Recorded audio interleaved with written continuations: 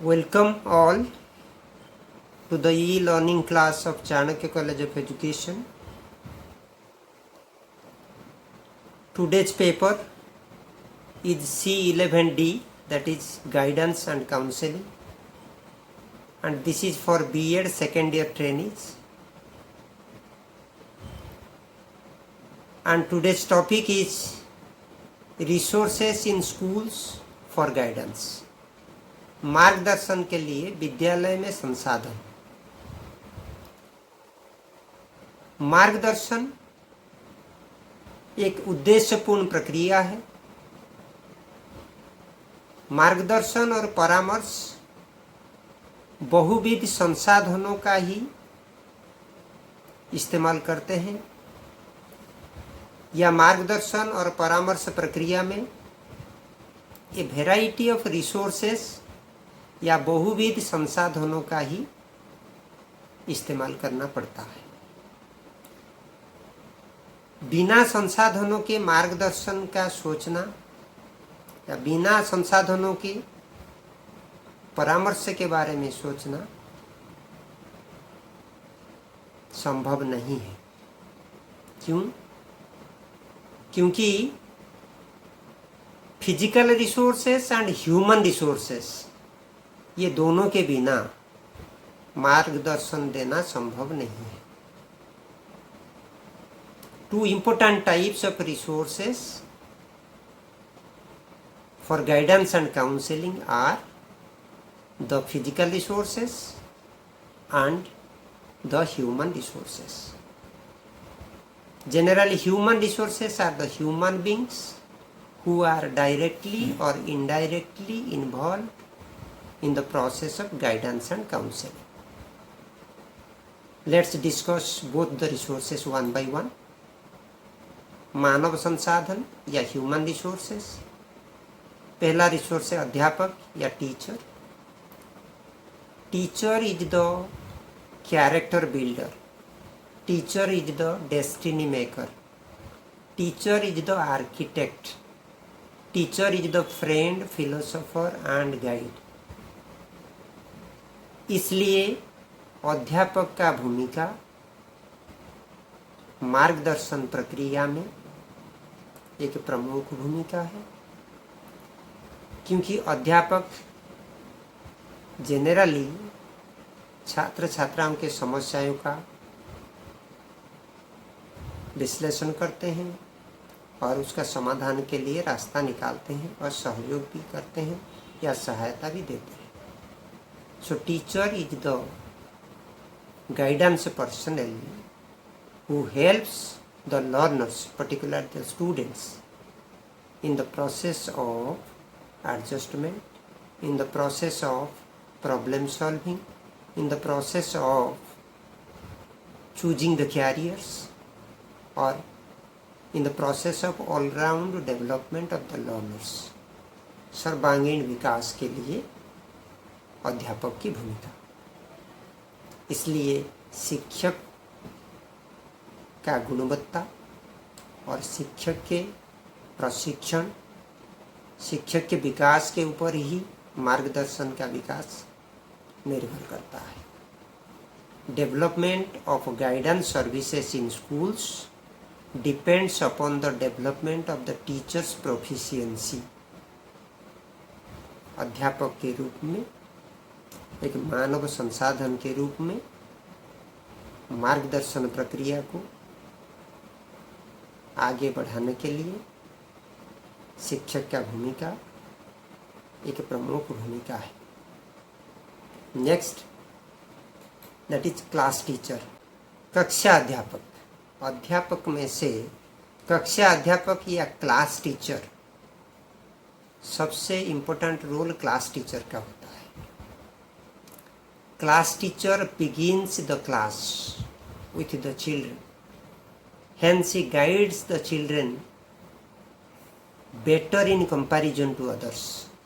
कक्षा अध्यापक की भूमिका मार्गदर्शन प्रक्रिया में सब्जेक्ट सिलेक्शन से लेकर सब्जेक्ट डिस्ट्रीब्यूशन और विभिन्न प्रकार के विषयों की पढ़ाई के बारे में, करिकुलम, सिलेबस, टाइम टेबल और एकेडमिक जितने भी समस्याएं हैं ये सबको लेके मार्गदर्शन करना कक्षा अध्यापक की प्रमुख भूमिका है। इसलिए हम कहते हैं class teacher is one of the important human resource in guiding the students. Next, प्रधान अध्यापक, headmaster. Headmaster is the head of the institution or the school. Headmaster is found up to the level where principal designation is not there. क्योंकि दो term है, एक headmaster है जिसे हम प्रधान अध्यापक कहते हैं, दूसरा प्राचार्य है जिसे हम प्रिंसिपल कहते हैं। दोनों का काम लगभग सेम है लेकिन लेवल में डिफरेंस है। Principal is the higher level position and headmaster is the lower level position in the school level. प्रधान अध्यापक या प्राचार्य की भूमिका ये है, ये दोनों काम करते हैं, प्रशासनिक और अकादमिक या administrative and academic guidance, guiding the students, guiding the institution, guiding the parents and community members, link pin या सुसंपर्क कम्युनिटी के साथ, समूह के साथ, समाज के साथ, स्टूडेंट्स या छात्र छात्राओं के साथ, अध्यापक गण के साथ, सबके साथ सुसंपर्क रखते हुए प्रधान अध्यापक, प्राचार्य महोदय विद्यालय के मानव संसाधन का सही प्रयोग करते हुए मार्गदर्शन प्रक्रिया को आगे बढ़ाते हैं। Hence, headmaster or a principal is the prime human resource to run the vehicle of school guidance. Next is the counselor या परामर्शदाता। परामर्शदाता परामर्श देते हैं। परामर्श एक प्रक्रिया है जो परामर्शदाता और परामर्श ग्रहीता या ग्राहक के बीच में अंतःक्रिया के रूप में समस्या समाधान या समायोजन के लिए ही किया जाता है।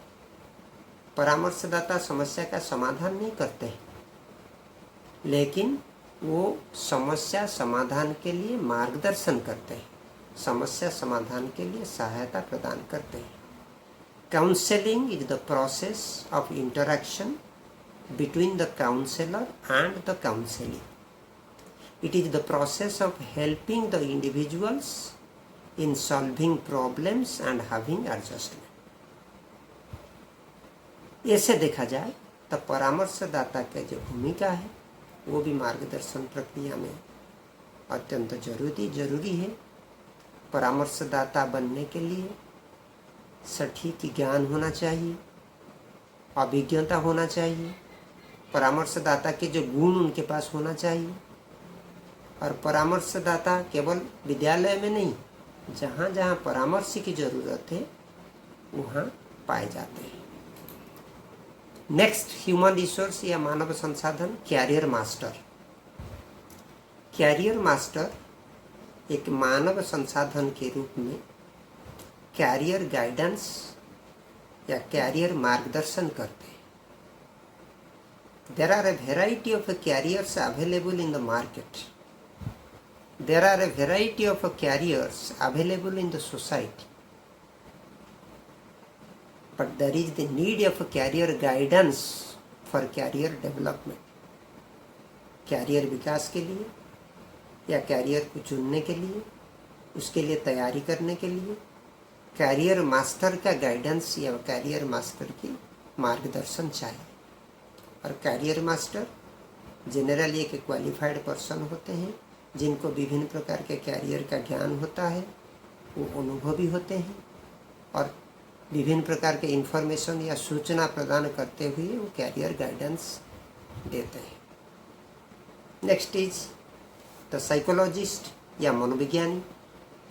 मनोवैज्ञानिक परीक्षण के माध्यम से, मनोवैज्ञानिक ज्ञान के माध्यम से मार्गदर्शन करते हैं। Studying the psychology of the children और studying the psychology of the individuals. व्यक्तियों के बारे में मनोवैज्ञानिक ज्ञान प्राप्त करते हैं। व्यक्तियों की रुचि क्या है, उनके लेवल क्या है, एज क्या है, इंटरेस्ट क्या है, किस चीज़ को चाहते हैं, समस्या क्या है, प्रॉब्लम सॉल्विंग कहते हैं। इमोशन भी, इमोशनल एस्पेक्ट भी देखते हैं, साइकोलॉजिकल एस्पेक्ट भी देखते हैं। सब प्रकार के एस्पेक्ट को विश्लेषण करते हुए मनोविज्ञानी समस्या का पहचान करते हैं और उसी समस्या को समाधान करने के लिए मार्गदर्शन करते हैं। इसलिए विद्यालय में मनोवैज्ञानिक वातावरण और मनोविज्ञानी एक कैरियर काउंसलर के रूप में होना चाहिए। नेक्स्ट है मनोचिकित्सक, that is psychiatrist, we may say also psychometrician. मनोचिकित्सक मनोविज्ञानी से मोर टेक्निकल कहते हैं, क्योंकि मनोचिकित्सक को मनोविज्ञान के साथ साथ मेडिकल एस्पेक्ट भी देखना पड़ता है। Psychological test, psychometry,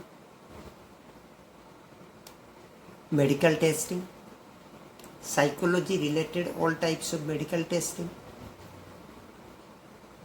behavioral problems analysis, dealing with children with special needs, CWSN children और एक्सेप्शनल चिल्ड्रन, विशिष्ट बालकों के लिए, विशिष्ट बालकों की समस्या का समाधान में सहायता। ये मनोवैज्ञानिक या मनोचिकित्सक दोनों का काम है, लेकिन इसमें मनोचिकित्सक का रोल बेहतर रोल होता है, क्योंकि जो समस्या का समाधान मनोविज्ञानी के साथ नहीं हो पाता है, मनोविज्ञानी द्वारा नहीं हो पाता है, उसका समाधान मनोचिकित्सक के पास होने का उम्मीद है। इसलिए in case of difficult problems the psychologist refers the clients to the psychiatrist और the psychometrician for testing, diagnosis and remediation. मनोचिकित्सक का ये भूमिका है। ये जनरली मानव संसाधन का एक प्रमुख पार्ट है। सबसे ज़्यादा जरूरी बात हम कर सकते हैं, माता पिता, समुदाय के सदस्य, community members and parents, they are the essential part of guidance.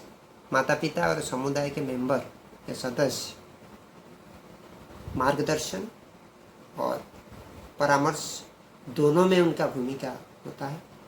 इसलिए इन दोनों का कौशलों का विकास, ज्ञान का विकास, सूझबूझ का विकास करवाना जरूरी है, ताकि वो मानव संसाधन का उपयुक्त व्यवहार के साथ साथ मार्गदर्शन प्रक्रिया को मदद कर सकते हैं या आगे बढ़ा सकते हैं। ये बात था मानव संसाधन का और ह्यूमन रिसोर्सेस। अभी बात हम करेंगे भौतिक संसाधन, फिजिकल रिसोर्सेस। ये एक पिक्चर देखिए, ये एक क्लासरूम का पिक्चर है। What is a classroom? A classroom is a multi facilitated place buzzing with activities. एक क्लासरूम के ऐसा होना चाहिए जहाँ पर हर बच्चा फील करेगा this is a natural place of learning without burden, learning for enjoyment. Classroom ऐसा होना चाहिए। The classroom is a part of physical resource. ऐसे ही कुछ फिजिकल रिसोर्स के बारे में हम चर्चा करेंगे। फिजिकल रिसोर्स में आते हैं विद्यालय भवन, जो आकर्षणीय होना चाहिए, और विद्यालय भवन कहाँ पर होना चाहिए? ऐसा जगह पे होना चाहिए easily reachable within the serene surrounding, उसका परिवेश अच्छा होना चाहिए। कक्ष या क्लासरूम वेल वेंटिलेटेड होना चाहिए, और क्लासरूम कंफर्टेबल होना चाहिए। क्लासरूम सबके लिए कंफर्टेबल नहीं होगा तो वो क्लासरूम में पढ़ाई करना आसान नहीं होता, गाइडेंस तो दूर की बात है। कार्यालय कक्ष या ऑफिस रूम, हर स्कूल में एक ऑफिस रूम होता है, मोर देन वन भी हो सकता है. For example room for the headmaster, room for the teaching members and many other rooms also, other rooms are there also. ये सब सुविधा होगा तो गाइडेंस प्रोग्राम को फैसिलिटेट करना आसान होगा. साथ साथ स्वच्छता सुविधाएं होना चाहिए, sanitary facilities, toilets neat and clean होना चाहिए, हर ब्लॉक में या हर फ्लोर में होना चाहिए ताकि बच्चे आराम से यूज कर सकें. Separate toilets for CWSN, children with special needs, विशिष्ट बालकों के लिए सेपरेट टॉयलेट का व्यवस्था होना चाहिए. Ramp system for the physical handicapped को होना चाहिए. पुस्तकालय, library is a place of learning, library is a place of acquiring knowledge. ज्ञान प्राप्ति का एक सबसे आसान प्लेस, बेहतर प्लेस पुस्तकालय होता है. Library is more than life, जीवन से बड़े हैं. जीवन में तो हम सीखते हैं, लाइब्रेरी एक ऐसा प्लेस है जीवन भर वो काम में आते हैं. तो इसलिए पुस्तकालय फुल ऑफ और रिच लाइब्रेरी होना चाहिए. लाइब्रेरी में आवश्यकता के हिसाब से किताब, books, periodicals, hand books, text books, reference books, magazines, journals, papers, newspapers, even e-learning facilities होना चाहिए. साथ में प्रयोगशाला, लैबोरेटरी, बात लैबोरेटरी को करते हैं तो there are a variety of laboratories. Language lab, science lab, mathematics lab, social science lab, IT lab और ICT lab, computer science lab, psychology lab.